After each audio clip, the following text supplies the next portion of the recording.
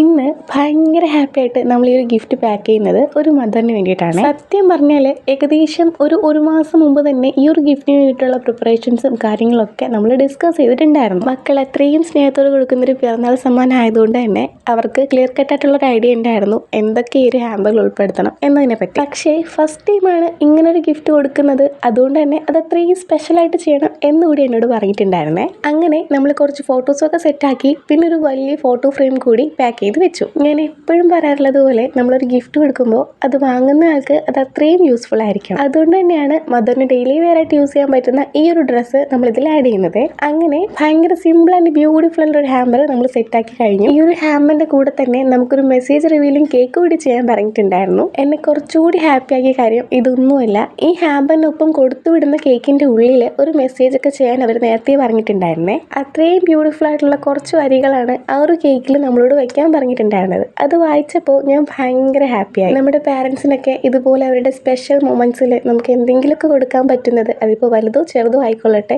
അതൊരു വലിയ കാര്യം തന്നെയാണ്. പുറമേ കാണുമ്പോൾ ഐ ലവ് യു ഉമ്മ എന്ന് പറഞ്ഞിട്ട് ഒരു കോട്ട് മാത്രമേ കാണുന്നുള്ളൂ, പക്ഷേ ഇതിൻ്റെ ഉള്ളിൽ ഒരു വലിയ മെസ്സേജ് തന്നെ അവർ നമ്മളോട് ചെയ്യാൻ പറഞ്ഞിട്ടുണ്ടായിരുന്നു. പിന്നെ നമുക്ക് ഈ ഒരു ഗിഫ്റ്റിന് റിയാക്ഷൻ വീഡിയോ ഒക്കെ കിട്ടിയിട്ടുണ്ടായിരുന്നു, പക്ഷെ നമുക്ക് അതൊന്നും അപ്ലോഡ് ചെയ്യാനുള്ള പെർമിഷൻ ഇല്ല. അതുകൊണ്ടാണ് കേട്ടോ അപ്ലോഡ് ചെയ്യാത്തത്.